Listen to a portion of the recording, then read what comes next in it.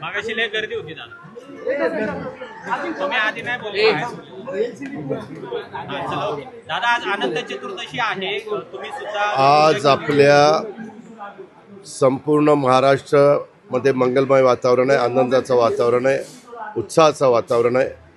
बघता बघता 10 दिवस गणरायाचं आगमन होऊन झाले आणि आज गणपती बाप्पा मोरया, पुढच्या वर्षी लवकर या, अशा पद्धतीनं सगळ्यांच्या मनामध्ये तोंडामध्ये ते वाक्य येण्याचा दिवस उजाडलेला आहे.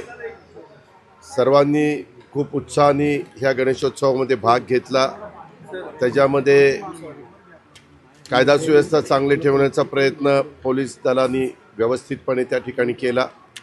अनेक गणेश मंडळांनी, त्यांच्या प्रमुख पदाधिकाऱ्यांनी, सर्व सहकाऱ्यांनी देखील त्यामध्ये आत्तापर्यंत तरी अतिशय व्यवस्थित सहकार्य केलेलं आहे. आज विसर्जनाची मिरवणूक महाराष्ट्रात नव्हे तर अनेक ठिकाणी सगळीकडेच निघणार आहे आणि त्या विसर्जनाची मिरवणूक निघत असताना पुणेकरांनी किंवा वेगवेगळ्या मंडळांनी अशी अपेक्षा केलेली आहे, आपले मानाचे जे 5 गणपती असतात त्याची सुरुवात ही वेळेमध्ये व्हावी, 9, 9:30 पर्यंत, आणि 24 तासाच्या आत सगळ्या मिरवणुका पार पाडल्या जाव्यात, त्याच्यात व्यवस्थितपणे विसर्जन व्हावं. ह्यावेळेस अनेकदा अनेक सन्माननीय लोकप्रतिनिधींनी, CPंनी, पोलीस यंत्रणेनी यांच्याबरोबर चर्चा केली मंडळांच्याबरोबर आणि त्यांना विनंती केली की बाबा यामध्ये काही खूप मोठ्या प्रमाणावर तिथं विलंब लागतो आणि बाकीचे मंडळ मग कंटाळून जातात किंवा ते म्हणतात किंवा आम्हाला पुढं जायचं आहे पण आम्हाला तुम्ही पुढं का जाऊन देत नाही, अशा थोडीशी चर्चा ही ह्यावेळेस निर्माण झाली. परंतु सगळ्यांनी मग एकवाक्यता केली आणि आपण जरा लवकर मिरवणूक सुरू करू, मानाचे गणपती लवकर त्या ठिकाणी सुरुवात करतील आणि साधारण ते गणपती गेल्यानंतर बाकीचे गणपती त्याच्यामध्ये सहभागी होतील.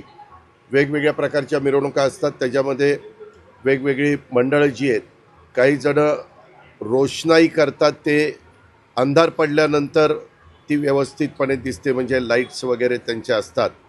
तर जे देखावे अंधार पडायच्या आत विसर्जन झाले पाहिजेत, ज्याच्यात रोषणाई नसते, देखावे असतात, अशा पद्धतीनं हे सगळे संध्याकाळपर्यंत पूर्णत्वाला जावे आणि मग नंतर जे वेगवेगळ्या पद्धतीचं लाईटिंग असतं त्याच्या मिरवणुका त्याच्यातनं सहभागी व्हाव्यात, असं साधारण नियोजन करण्याचा प्रयत्न आमच्या पोलीस यंत्रणेने केलेला आहे.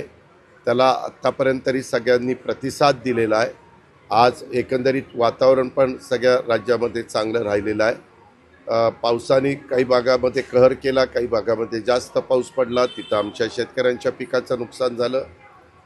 काही ठिकाणी पाणी जास्त मोठ्या प्रमाणावर आल्यामुळं काही भागात घरं पण बाधित झाली, बरीच कुटुंब बाधित झाली, परंतु त्यांना त्याच्यातून मदत करण्याची भूमिका ही आमच्या सरकारने घेतलेली होती आणि तशा प्रकारच्या सूचना पण दिलेल्या होत्या, तशा प्रकारची कारवाई पण झालेली आहे.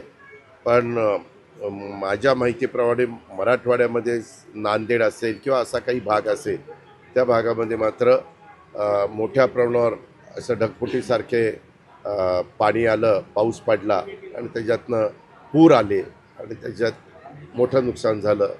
ह्याचे सगळे पंचनामे करण्याच्या सूचना दिलेल्या आहेत. माझा तमाम जनतेला, नागरिकांना मनापासून धन्यवाद द्यायचे, आभार मानायचे की त्यांनी आजपर्यंत 9 दिवस अतिशय उत्साहात, खेळीमेळीच्या वातावरणामध्ये, मंगलमय वातावरणामध्ये गणेशोत्सव साजरा केलेला आहे.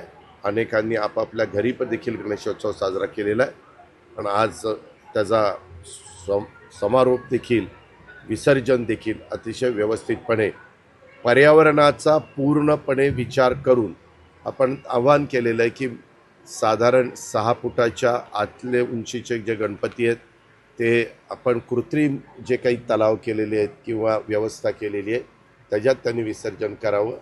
मोठे गणपती हे मुंबईसारख्या ठिकाणी ते नेहमीच समुद्रात मग आपल्या गिरगाव चौपाटी असेल किंवा दादर चौपाटी असेल, अशा वेगवेगळ्या जुहू चौपाटी असेल, या भागामध्ये लोक विसर्जन करत असतात आणि त्याच्यात बारकाईनं लक्ष ठेवून आम्ही सगळेजण आहोत. शेवटच्या क्षणी ढोलताशा जे पथक आहे यांची मर्यादा ही पुणे पोलिसांनी कमी केली आहे, म्हणजे जेवढे ढोल पाहिजे तेवढे वाजवा. एक मिनिट, पोलिसांनी कमी केलेली नाही रे बाबा, ती कोर्टाने तशा पद्धतीनं आदेश दिलेले आहेत.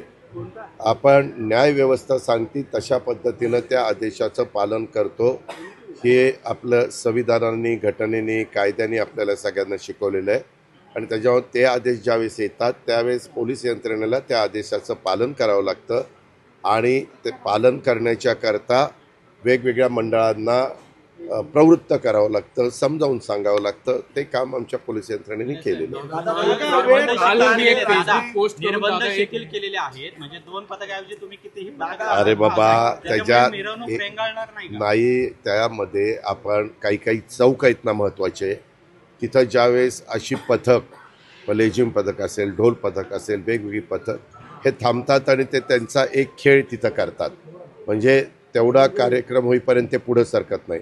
आपण त्यांना विनंती केलेली आहे की असं करू नका, तुम्ही तुमचं चालतच तुमचा लेझिम असेल, ढोल असेल, या पद्धतीनं ते म्हणजे चालतच ह्या सगळ्या गोष्टी करा असं आपण आव्हान केलेलं आहे. त्या आव्हानाला त्यांनी प्रतिसाद दिला. मिटिंग बऱ्याच झाल्या, वेगवेगळ्या स्तरावर झाल्या आणि त्याच्यात एक झालं, सर्वच वेगवेगळ्या मंडळांची आणि वेगवेगळे राजकीय पक्ष आहेत, त्यांचे कार्यकर्ते आहेत, त्यांचे नेते आहेत, ह्या सगळ्यांचं एकमत ह्या बाबतीमध्ये झाल्यामुळं त्याला काही फाटे फुटायचं कारण नाही. कधी कधी एकाने एक सांगितलं आणि दुसऱ्याने दुसरं सांगितलं तर मग मतभेद पुढं येतात आणि मग त्याच्यातून नवीन प्रश्न आमच्या पोलीस यंत्रणेच्या समोर निर्माण होतात. काल तुम्ही फेसबुक पोस्ट करून सगळ्या सोलापूरच्या घटनेवर स्पष्ट केलेलं आहे. काल नानापेठेमध्ये